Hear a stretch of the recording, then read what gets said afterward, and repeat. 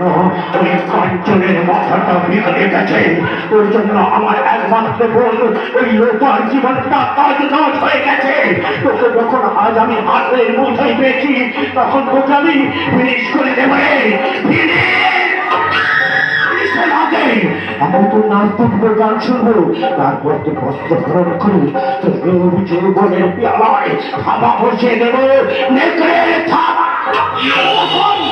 তখন তুই আমাদের অত্যাচার সহ্য করতে না পারে প্রাণ হারাবি, আর তোর লাশটা আমরা মাটিতে পুঁতে দেব।